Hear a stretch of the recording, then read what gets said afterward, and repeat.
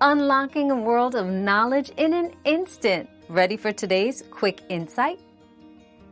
If your coffee grinder is noisy, first check for worn or damaged burrs. Replacing them can be cheaper than buying new. But if the motor sounds strained or it vibrates a lot, replacement might be best.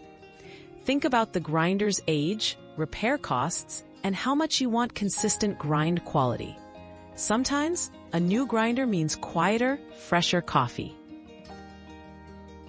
Our quest for knowledge never ends. Thanks for being part of today's discovery. Subscribe, like, and share to join us on the next one.